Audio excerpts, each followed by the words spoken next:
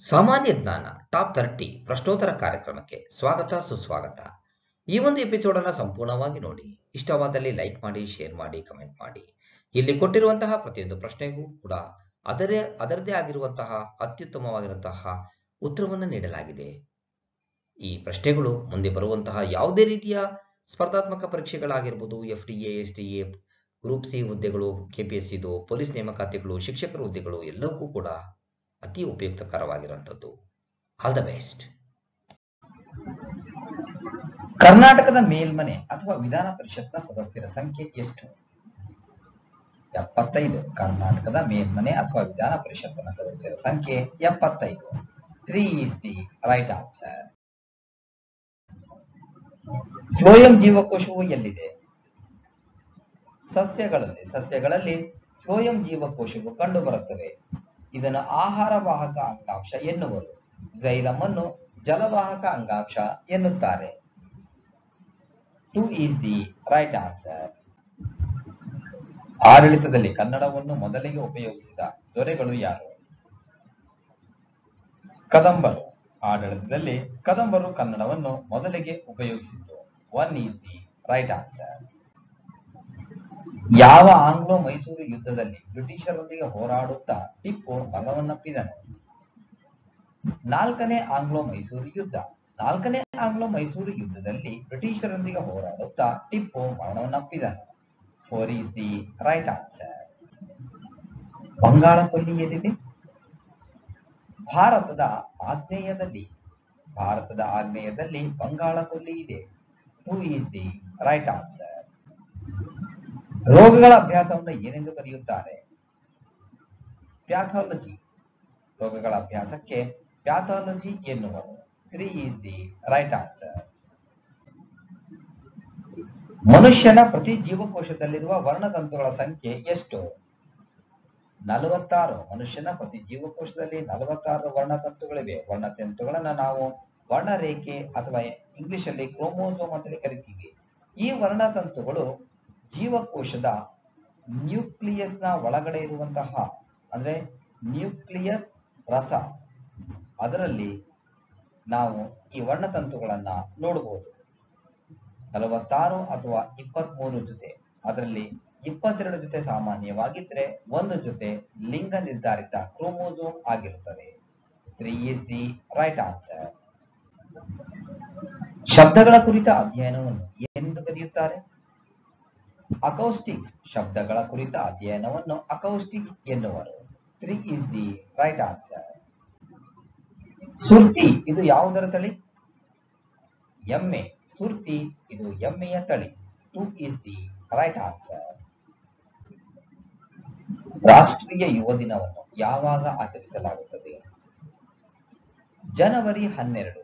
ರಾಷ್ಟ್ರೀಯ ಯುವ ದಿನವನ್ನು ಸ್ವಾಮಿ ವಿವೇಕಾನಂದರ ಸ್ಮರಣಾರ್ಥ ಜನವರಿ 12ರಂದು ಆಚರಿಸಲಾಗುವುದು. 1 is the right answer. 1917ರಲ್ಲಿ Karnataka ಗತವೈಭವ ಈ ಕೃತಿಯನ್ನು ಬರೆದವರು ಯಾರು? ಆಲೂರು ವೆಂಕಟರಾಯರು. 1917ರಲ್ಲಿ ಆಲೂರು ವೆಂಕಟರಾಯರು ಕರ್ನಾಟಕ ಗತವೈಭವ ಎಂಬ ಕೃತಿಯನ್ನ ಬರೆದಿದ್ದು. 1 is the right answer. Bahmani ರಾಜ್ಯದ ಸ್ಥಾಪಕರು ಯಾರು? ಅಲ್ಲಾವುದ್ದೀನ್ ಹಸನ್. ಬಹುಮನಿ ರಾಜ್ಯದ ಸ್ಥಾಪಕರು Alauddin Hasan. 1 is the right answer. 1610ರಲ್ಲಿ ಶ್ರೀರಂಗಪಟ್ಟಣವನ್ನು ತನ್ನ ರಾಜಧಾನಿಯನ್ನಾಗಿ ಮಾಡಿಕೊಂಡ ಮೈಸೂರಿನ ದೊರೆ ಯಾರು? ರಾಜ ಒಡೆಯರ್. 1610ರಲ್ಲಿ ಶ್ರೀರಂಗಪಟ್ಟಣವನ್ನು ರಾಜ ಒಡೆಯರ್ ತನ್ನ ರಾಜಧಾನಿಯಾಗಿ ಮಾಡಿಕೊಂಡರು. 2 is the right answer. Table sugar ಯಾವುದು? ಸುಕ್ರೋಸ್. ಸುಕ್ರೋಸ್ ಅನ್ನ ಟೇಬಲ್ ಶುಗರ್ ಎನ್ನುವರು. C12H22O11 ಇದರ ಅಣುಸೂತ್ರ. 2 is the right answer. ಸಹಜ ಎಲುಬಿನ ಬೆಳವಣಿಗೆಗೆ ಯಾವ ವಿಟಮಿನ್ನ ಅವಶ್ಯಕತೆ ಇದೆ? Vitamin D. ಸಹಜ ಎಲುಬಿನ ಬೆಳವಣಿಗೆಗೆ ವಿಟಮಿನ್ ಡಿ ಯ ಅವಶ್ಯಕತೆ ಇದೆ. 2 is the right answer. ಕಾಲಾ ಅಜಾರ್ ಕಾಯಿಲೆ ಯಾವುದರಿಂದ ಬರುತ್ತದೆ?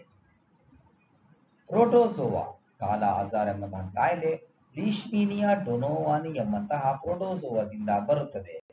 4 ಈಸ್ ದಿ ರೈಟ್ ಆನ್ಸರ್. ಕರ್ನಾಟಕದಲ್ಲಿ ಎಷ್ಟು ಕಂದಾಯ ವಿಭಾಗಗಳಿವೆ? 4. ಕರ್ನಾಟಕದಲ್ಲಿ 4 ಕಂದಾಯ ವಿಭಾಗಗಳಿವೆ. 2 is the right answer. Keremane ಮೇಳ ಯಾವ ಕಲೆಗೆ ಸಂಬಂಧಿಸಿದೆ? ಯಕ್ಷಗಾನ. ಕೆರೆಮನೆ ಮೇಳವು ಯಕ್ಷಗಾನ ಕಲೆಗೆ ಸಂಬಂಧಿಸಿದೆ. 4 ಈಸ್ ದಿ ರೈಟ್ ಆನ್ಸರ್. ತಿಥಿ ಕನ್ನಡ ಚಲನಚಿತ್ರದ ನಿರ್ದೇಶಕರು ಯಾರು? Ram Reddy.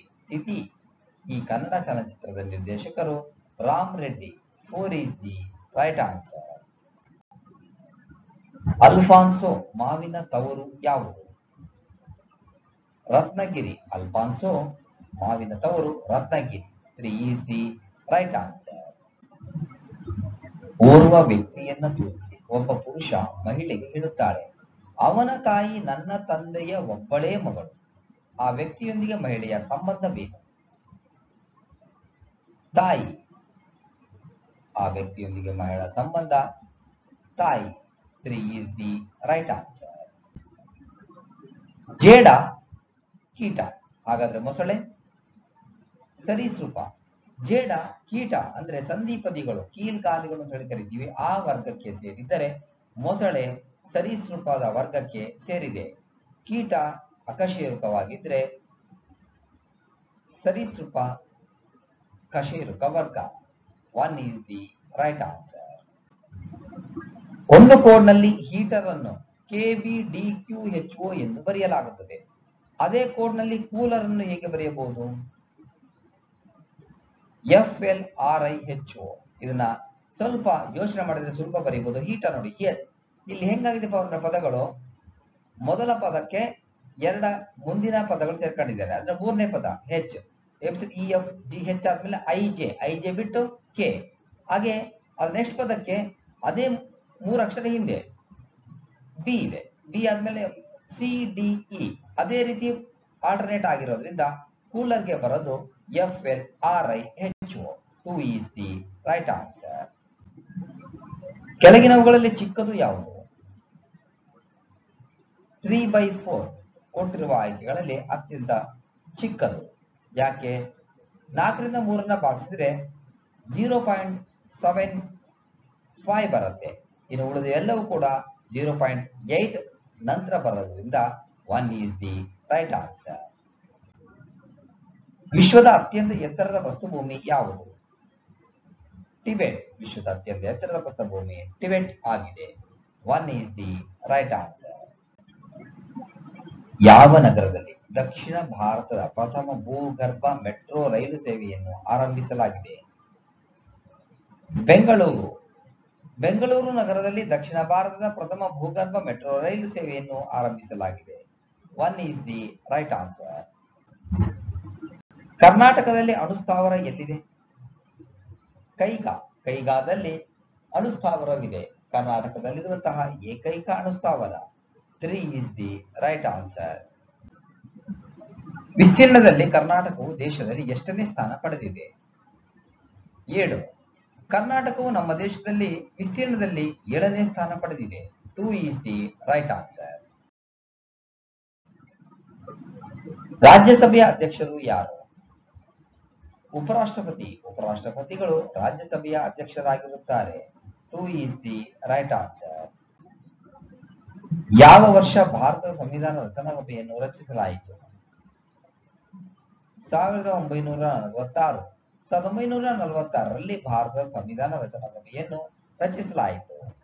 2 is the right answer.